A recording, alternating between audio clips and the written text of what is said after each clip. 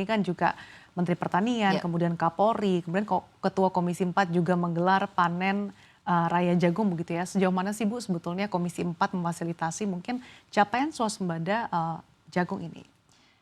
jagung sekarang kita sudah ada peningkatan produksi ya, kebutuhan nasional kita 15 juta ton, terus produksi tahun 2025 kita ada 16 juta ton. Jadi memang jagung-jagung di sentra produksi di beberapa wilayah juga harus bisa dipastikan diserap oleh Bulog Oke. gitu kan dengan harga yang stabil. Karena di beberapa wilayah misalnya gitu kan ada untuk jagung ini masih mempunyai kendala, ada belum belum distribusi belum merata gitu Mhm. di beberapa daerah. Tetapi dengan kenaikan produksi ini diharapkan menjadi pondasi awal juga untuk kita swasembada jagung. Mhm. Gitu. Karena kan kalau jagung sangat berpengaruh terhadap pakan ya, Oke. pakan ternak dan lain sebagainya. Sehingga memang ketika harga bisa lebih stabil maka petani kita juga bisa merasakan masyarakatnya dan tentunya efeknya bisa kemana-mana, multiplier Mhm. effect. Peternak juga bisa merasakan manfaatnya, harga unggas juga bisa Iya. lebih stabil gitu. Mhm. Nah tapi Bu terkait dengan tadi tantangan distribusi, ini saran dari Komisi 4 sendiri seperti apa Bu?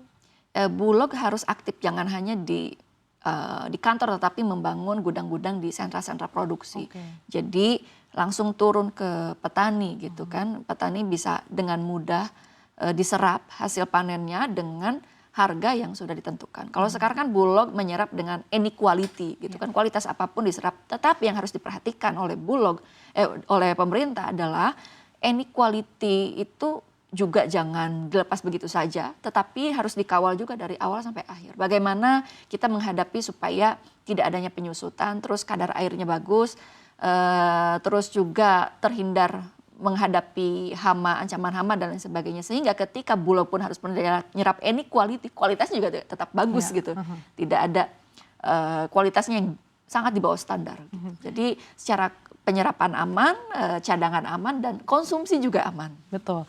Nah tentunya kualitas ini diharapkan selalu terjaga ya Bu ya. Ya. Dengan kualitas terjaga diharapkan peluang mungkin dengan capaian produksi beras dan Ya. jagung yang berlebih ini ada potensi peluang untuk diekspor. Ya. Nah kalau Komisi 4 sendiri melihatnya seperti apa sih peluangnya? Peluang ekspor dengan adanya surplus kita untuk tahun ini luar biasa, karena mungkin ada, potensi ada, tetapi dari kami harus memastikan juga bahwa cadangan nasional kita aman, apalagi di tengah kondisi global kita yang tidak stabil, perang di mana-mana gitu kan, sehingga cadangan kita harus benar-benar aman. Sehingga konsumsi kita bisa terjaga dan mutu kualitas penyimpanan pangan kita juga bisa terjaga. Nah, ketika memang sudah dipastikan aman dalam negeri dan untuk beberapa tahun yang akan datang misalnya, ya, ekspor silahkan gitu kan, tidak ada masalah. Yang penting petani juga diuntungkan dengan harga premium untuk Mhm. ekspor. Jadi tidak hanya menguntungkan satu dua pihak trader saja gitu. Mhm. Nah tapi kalau dari dalam negeri sendiri kan tadi kan diharapkan pasokannya bisa terjaga. Nah kalau untuk peternak sendiri tuh mungkin bagaimana Bu? Apakah mungkin supaya mereka bisa mendapatkan pasokan jagung yang cukup? Ini langkah-langkah dari DPR untuk bisa memastikan apa saja? Ya, untuk harga jagung juga kemarin sudah ditetapkan kan. Harganya juga sudah mulai bisa dirasakan oleh para peternak kita. Terus yang kedua terkait untuk jagung ini terkait harganya juga harus lebih stabil. Terus juga tentunya ketika musim misalnya hari-hari besar juga harganya tidak naik, Melonjak. ya Mhm. melonjak. Dan tentunya dengan adanya akses kepada pakan, peternak kita bisa lebih Mhm. mandiri, bisa lebih swasembada, tidak bergantung lagi kepada Impor. impor pakan gitu. Karena kan Mhm. yang menjadi permasalahan kan pakan itu impor, Mhm. ya impor terus. Ya, jadi kalau bahan bakunya ada dari jagung, saya rasa pemerintah sudah bisa untuk swasembada pakan juga gitu. Mhm.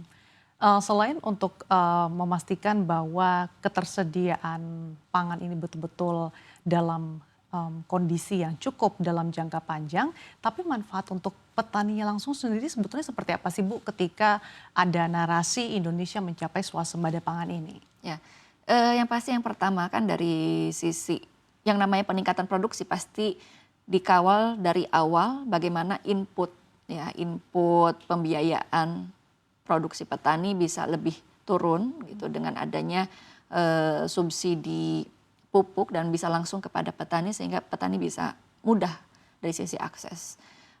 Terus yang kedua dari sisi harga pemerintah sudah menetapkan sekitar 6.500 kemarin, dan ini juga bisa dirasakan oleh petani manfaatnya. Nah yang ketiga itu penyerapan, karena kami harap Bulog bisa memastikan bisa menyerap semua hasil petani kita, supaya masyarakat juga petani kita tidak bingung lagi bagaimana cara menjual ketika produksi sudah naik.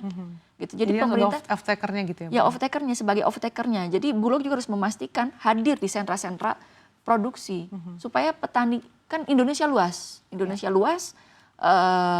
dengan adanya kenaikan produksi ini otomatis petani berharap ya ada kenaikan nilai tukar petani, gitu. Sehingga petani kan bisa sejahtera. Nah kalau sudah sejahtera, petani sejahtera, maka konsumen di masyarakat juga bisa membeli dengan harga yang wajar, yang stabil.